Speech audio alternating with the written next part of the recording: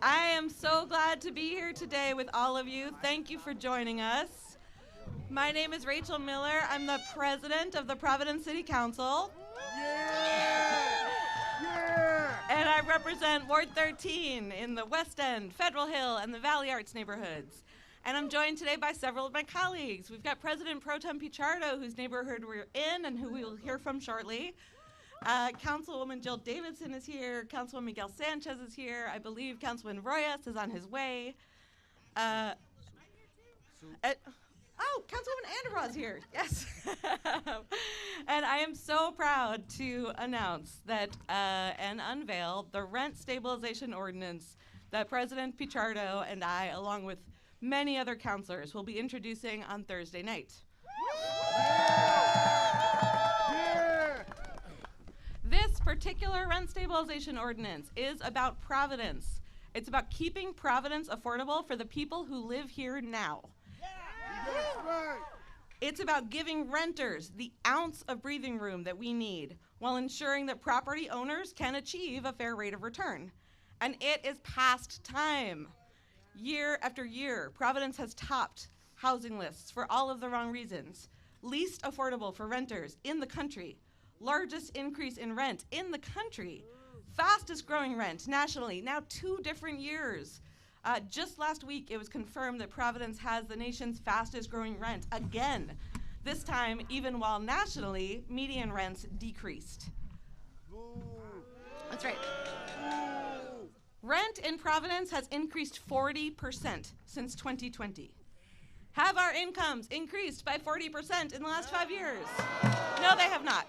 And if anyone's counting, it's been about 15% that they've increased. What that means is that Providence is not affordable for the people who live here. It means that far too often a rent increase, even with the 60 days notice mandated by state law, is an eviction notice by another name. It has to stop. So, will rent stabilization alone fix the housing crisis? Absolutely not, and we know that. There are 3 pillars that we have to work and have been working. We've got to build more, we've got to protect what we have, and we have to stabilize rent. City Council has dedicated $55 million to the Affordable Housing Trust Fund, and we've updated the rules to that fund to ensure that public investment is actually creating deeply affordable housing. We have advanced incentives for market development in the form of tax stabilization agreements. And I'm working with my colleagues to ensure that we have an incentive that's updated for the very high cost of converting commercial to residential. Just those measures alone have brought hundreds of apartments to the city, both market rate and deeply affordable. We've done all of that while advancing labor standards to ensure that the people who build the homes can actually afford to live in them. Council has funded the home loan program that offers no cost forgivable loans to homeowners for maintenance and repairs.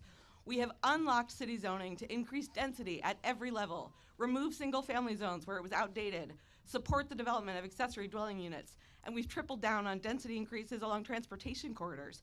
Providence is doing everything right to move us forward and out of this housing crisis, except protect renters. It has to end now. Got to protect. Got to protect. So it is now my great pleasure to introduce the President Pro Tem of the Providence City Council, Juan Pichardo. Thank you. Thank you, and good afternoon, everyone. Thank you, Council President Rachel Miller and my colleagues for joining us, and all of you. Welcome to Ward 9. Yes. Today I stand here between Laura and Mitchell Street and Hamilton Street as a longtime resident, a homeowner, a father, a U.S. veteran who has called this city home for decades. My commitment to working family is nothing new. It is the work of my life. I'm pleased to join our president, Rachel Miller, with my colleagues presenting this ordinance. Here we are, once again, after 20 years. I say 20 years because as a activist 20 years ago and then as a state senator, I fought for and to ensure that our residents had quality housing in our community. I also want to welcome Dr. Eric Hershon from Providence College, who's been at this fight for over 25 years. Yes, he deserves that applause. He does. Yes, he does. On Hamilton and other neighborhoods, we also have other homeowners, and we have investment properties with landlords, whether they're here or they're out of town, as you can see all around. I work with organizations such as the Emo Foundation and other advocates, like organizations like Acorn and DARE, many advocates that are still standing with us here. Right, Rochelle? That's right. Right.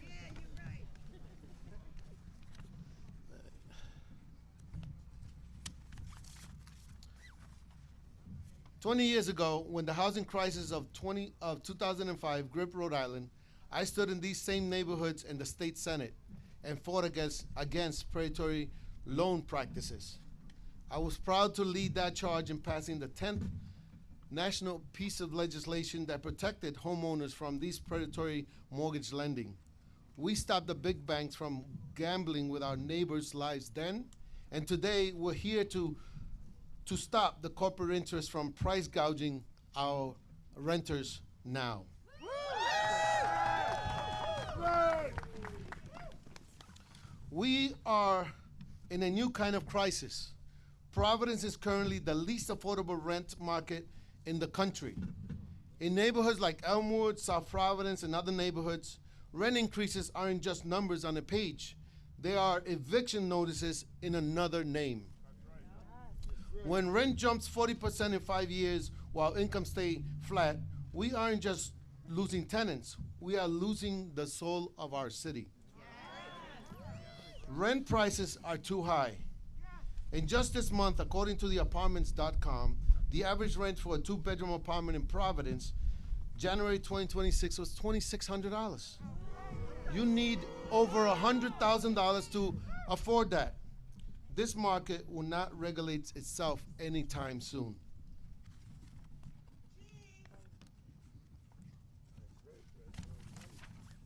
Since March 2020, Providence has experienced more than 2,400 evictions between 2023 and 2024. Rhode Island experienced a 35% rise in homelessness, the second highest in the country. If we don't act now, we will be leaving more people out in the cold. Providence families are in crisis.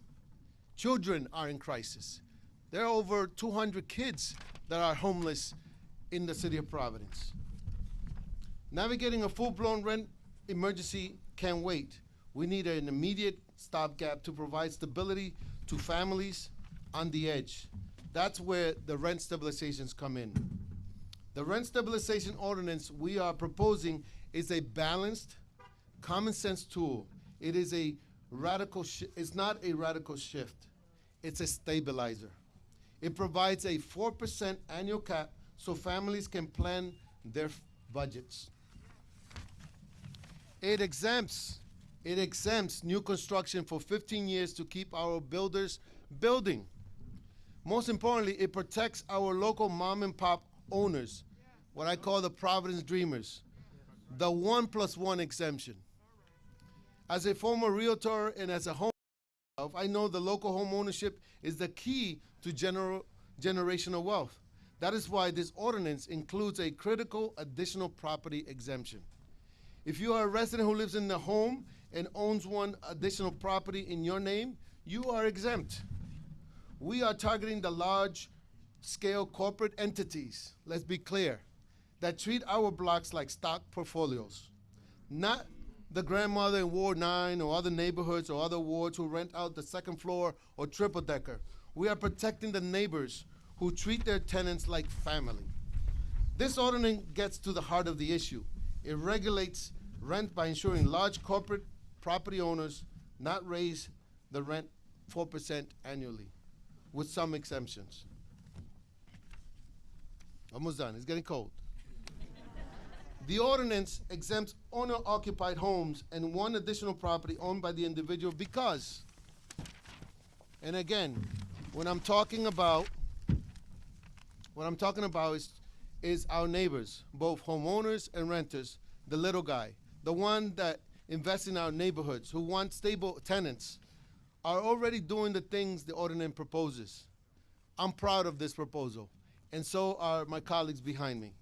It is a common sense approach that allows us to stabilize costs of renters while maintaining our existing housing stock and supporting neighborhood landlords, all without slowing down the development we desperately need. In conclusion, building our way out of this crisis will take time, but our families cannot wait. That's right. We need to increase supply, we need to protect our housing stock, and we need to stabilize rents now.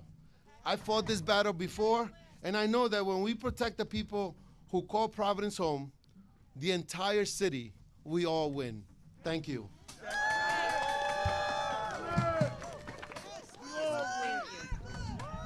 Thank you so much, Councilor Pichardo. So listen, in the coming weeks, and really it's already been going for months, a narrative of fear will be unleashed on our city. We will hear a long list of the sky is falling worst case scenarios. But the reality is this ordinance will make Providence stronger, not weaker. It will be a Providence for everyone is a stronger and better city that does good by property owners and renters alike. Yes. The ordinance provides a straightforward process for landlords and property owners covered to get what they need to make improvements or upgrade. It accounts for large tax increases without any paperwork or needing to appear before a board. The ordinance focuses on a compassionate, human approach to meet a variety of needs that property owners might have. There's no annual reporting. If you own a reasonably well-maintained property, you will rarely, if ever, need to go before the newly created rent board for an exemption beyond the 4%. The ordinance exempts a number of categories, as Councilor Pichardo spoke to, including 15 years new construction. And I'm really looking forward to digging into this proposal in the coming months with public hearings and public conversations with renters and landlords to educate folks on what's in the ordinance and hear what's missing. I will always work with people who are coming to us in good faith to make our laws the best they can be. But there are big, wealthy, private interests who will fight Providence's rent stabilization ordinance tooth and nail. Look out for them. They are the ones who are keeping Providence families on the brink of destruction. They are the ones profiting from a runaway market. They are the ones sitting idly by while our residents are left out in the cold. We know we need to build more. I've shared already some of the steps we've taken. The evidence is clear out there in the world. Rent stabilization does not decrease housing production. Long-term studies and recent cases show many other factors come into play. For example, our friends to the north in Portland, Maine, where they enacted the strongest rent stabilization in the country at the time in 2020, went into effect in 2021. There were more units approved for development in 2021 than in 2020. Providence has the fourth hottest housing market in the country. No shade on Portland. Our housing market is hotter than Portland, Maine. The City Council is leading the way to move the needle on the housing crisis in every other measure. It is time for Providence to protect renters and their families. It is time to stabilize rent. It is my great pleasure to introduce a friend of mine, neighborhood landlord, Gabe Long, to talk about his perspective as a homeowner.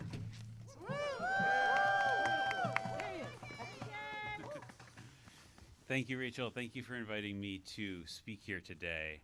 My name is Gabe. I'm a born and raised Rhode Islander, and I've lived in Providence for 10 years. We desperately, desperately need this ordinance. I fall into the category of landlords that this ordinance makes a carve out for because I live in the building where I have a rental unit and I own one other property.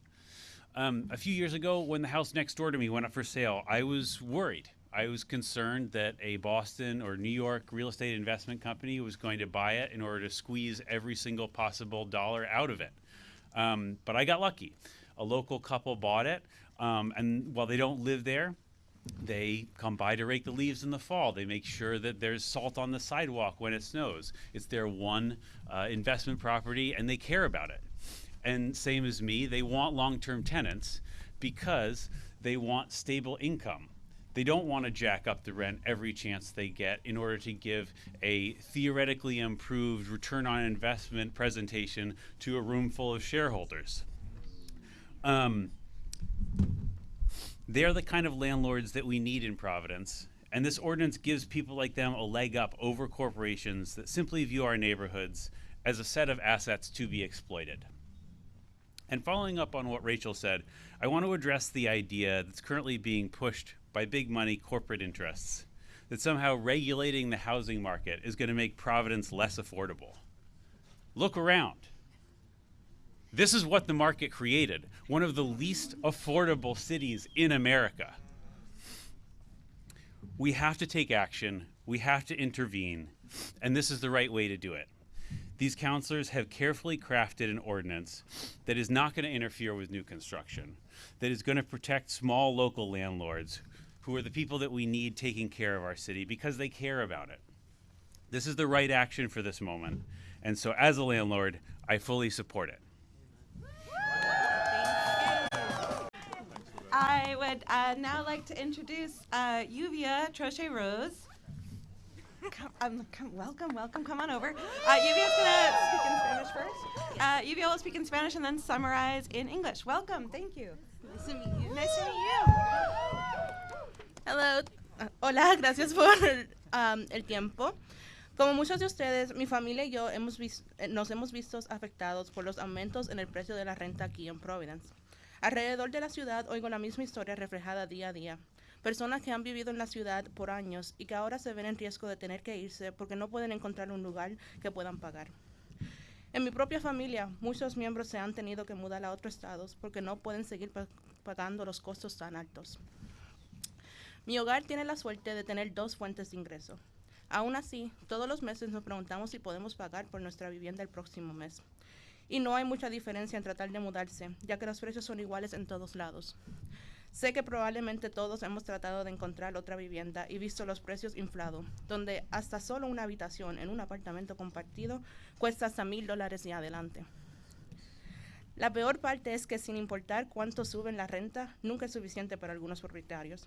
La familia de mi papá rentaba la misma propiedad por más de 30 años. Primero la rentaba mi tía abuela y luego mi papá, hasta que los dueños vendieron la propiedad y 2 años después los nuevos propietarios le dijeron a mi papá que se tenía que ir porque iban a rentar el apartamento a alguien más.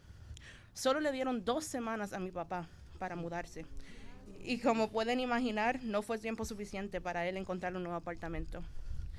Él tuvo la suerte de poder pagar por alojo temporal a través de Airbnb, pero aún así terminó sin hogar permanente y con poca habilidad de ahorrar para los costos de un nuevo apartamento, además de una mudanza repentina. Por casi 4 meses, él estuvo así, teniendo que cambiar de alojo entre alojo cada pocas semanas hasta que al fin pudo encontrar un apartamento nuevo. Mi papá fue privilegiado en tener un trabajo que le pagaba relativamente bien. Gracias a eso pudo pagar por esos alojos temporarios, pero para la mayoría de nosotros ese no es el caso. Solo un cambio en la renta que no podemos pagar, solo una venta que les importa más el dinero que las personas, solo una cosa que vaya mal y nos podemos ver sin un lugar de donde vivir. Tenemos que luchar contra las pólizas de rentas abusivas y esto empieza apoyando las ordenanzas como la estabilización de renta, porque ninguno de nosotros debería tener miedo de quedarse sin un hogar. Now, in English. Like many of you, my family and I have seen ourselves impacted by the rise in rent prices here in Providence. Around the city, I hear the same story reflected every day. People who have lived in the city for years and who now find themselves at risk of having to leave because they can't find a place they can afford. Within my own family, many have had to move to other states because they can't keep paying such high costs. My home is lucky to have 2 sources of income. Even then, every month we wonder if we will be able to afford our rent next month. And there's not much difference in trying to move, given that the prices are the same everywhere. I know we've all probably tried to find another home and seen the inflated prices where even just a room within a shared apartment can cost $1,000 and more. The worst part is that no matter how much they raise rent prices, it's never enough for some landlords. My dad's family rented the same place for over 30 years. First, it was rented by my great aunts and then my dad, until the owners sold the property, and 2 years later, the new landlords told my dad he had to leave the home because they were going to rent the apartment to someone else. They only gave my dad 2 weeks to move, and as you can imagine, that wasn't enough time for him to find a new apartment. He was lucky enough to be able to afford temporary housing through Airbnb, but even then, he was without a permanent home and had little chance to save up for the cost of a new apartment plus the sudden move. For almost 4 months, he was like this, needing to change from dwelling to dwelling every 2 weeks. My dad was privileged in having a job that paid him relatively well. It was thanks to this that he was able to afford those temporary living.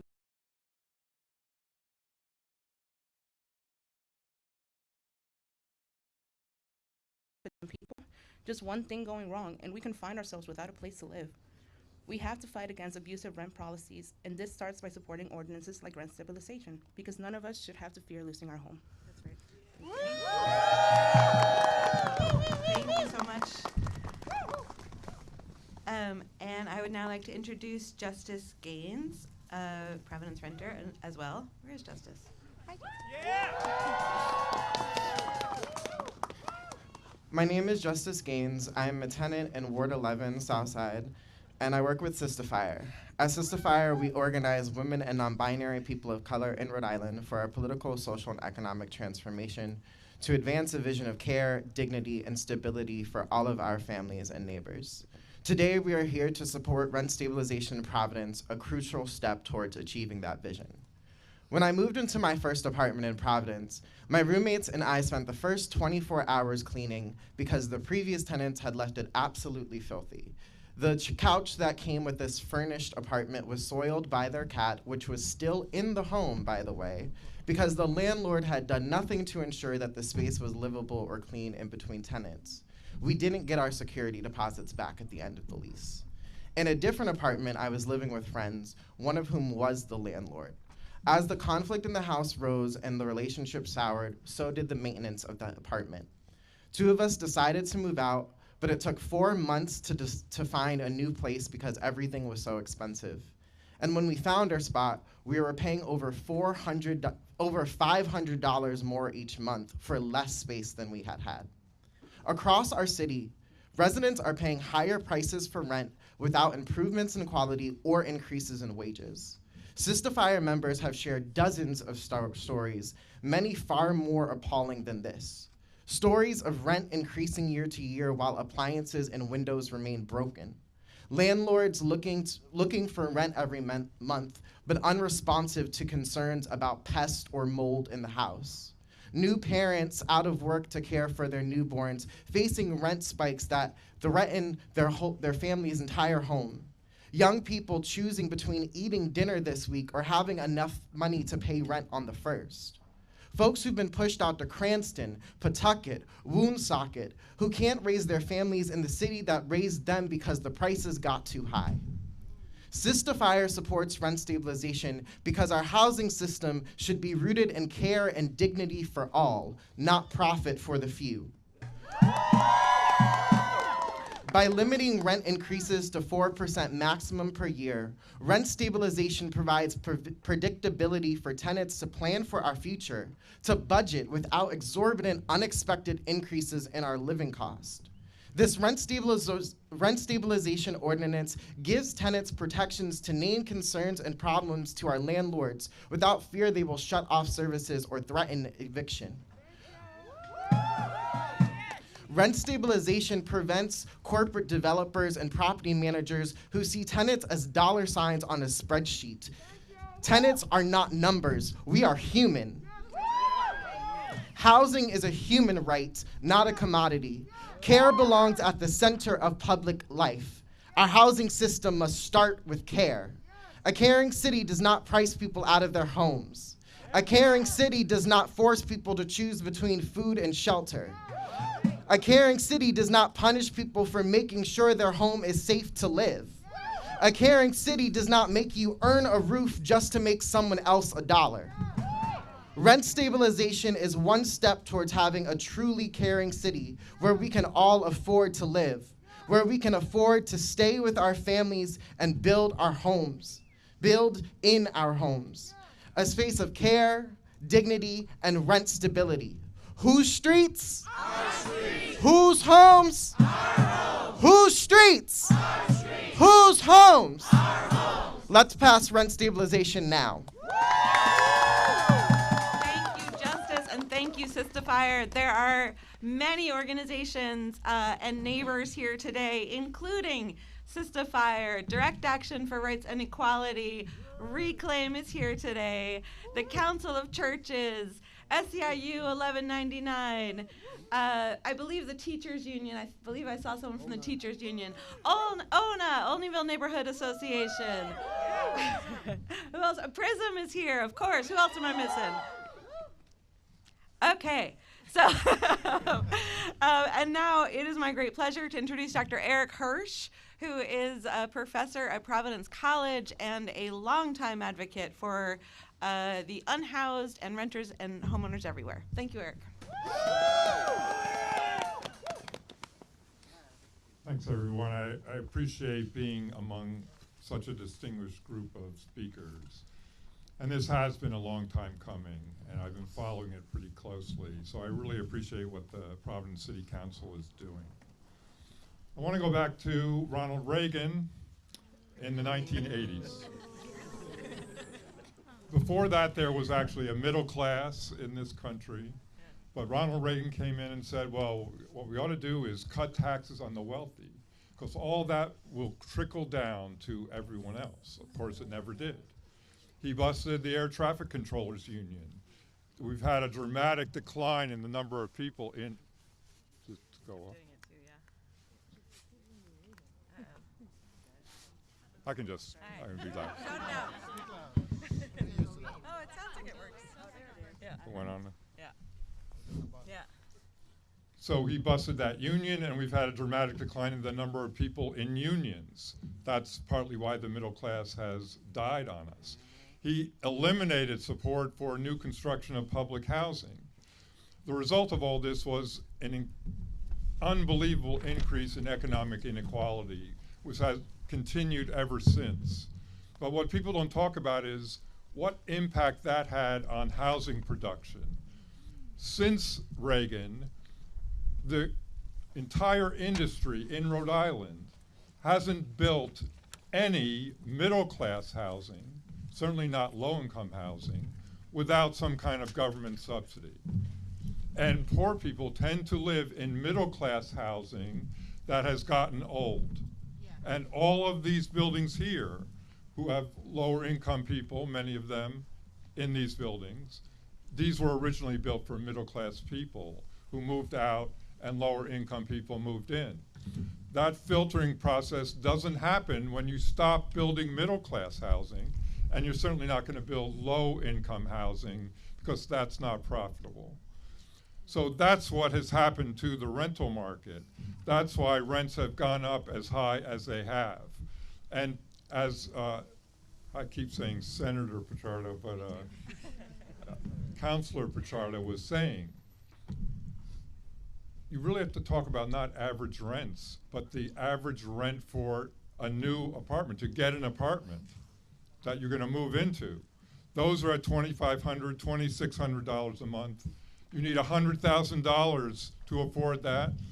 How many people in Providence make over $100,000? So what we have here is market failure. Market failure. The private housing market doesn't serve well over half of the households in Providence. So when the opponents of this are saying, well, this is going to create changes in the market, and that'll be bad. Well, it's already a complete and utter failure now. So we need a way to prevent evictions. There were thousands and thousands of evictions, over 6,000. It was 6,300 last year, almost all of them for non-payment of rent.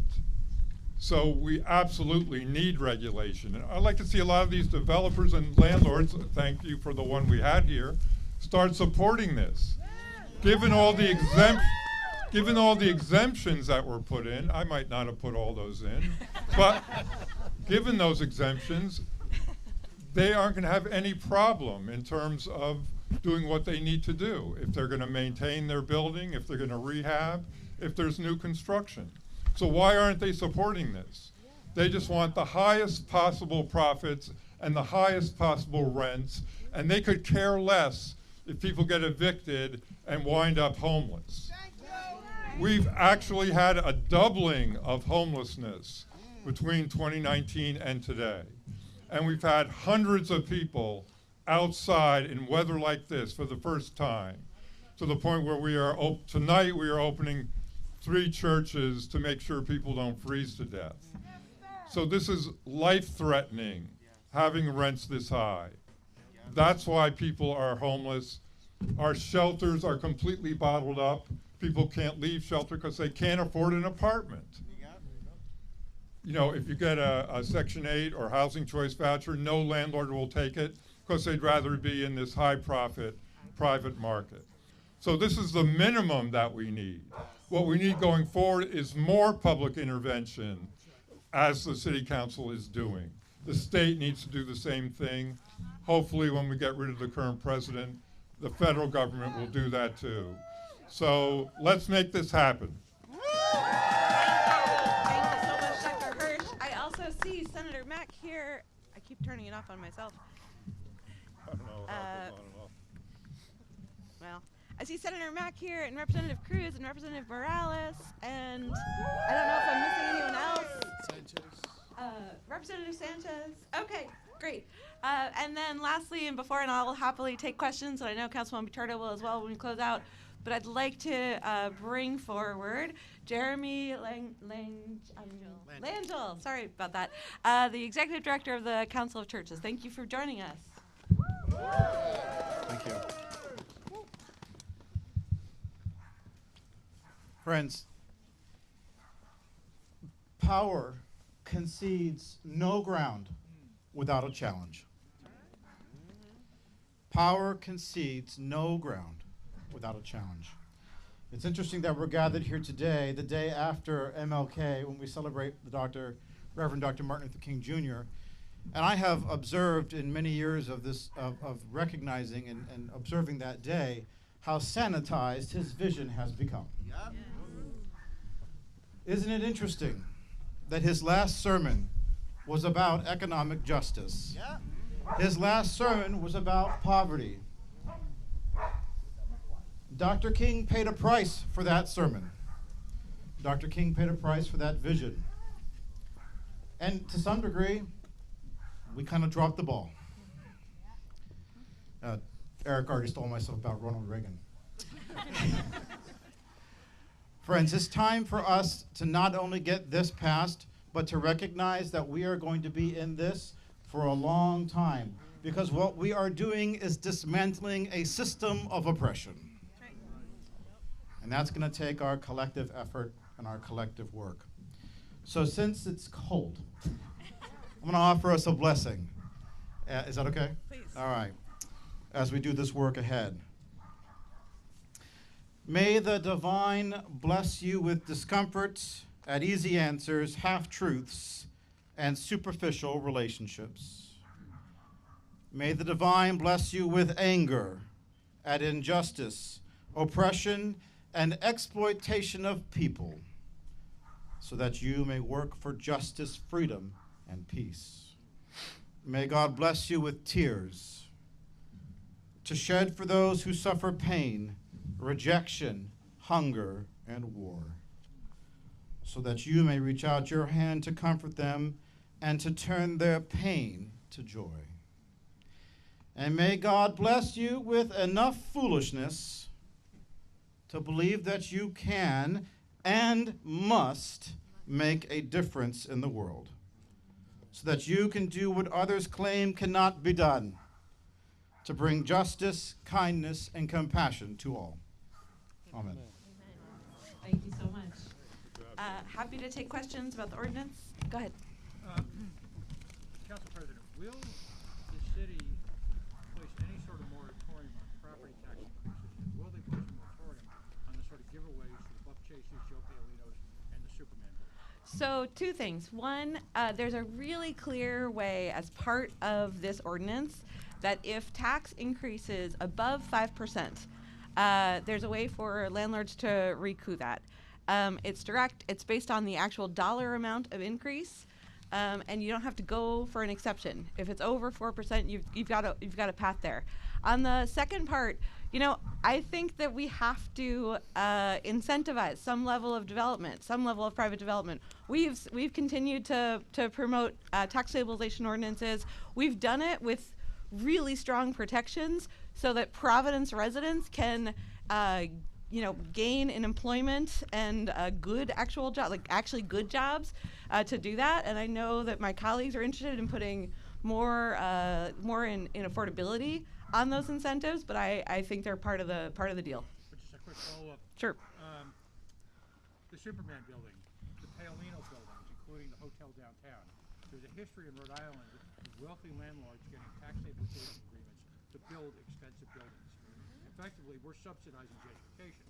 It is time to end that, and it is time to bring the Superman building, which still sits fallow after how many years, take that to an end and actually sell it to someone who will just develop it without taxpayer risk. Absolutely, and there's a time to bring incentives into the line of affordability and worker standards. Absolutely. Who else? Other questions? Go ahead.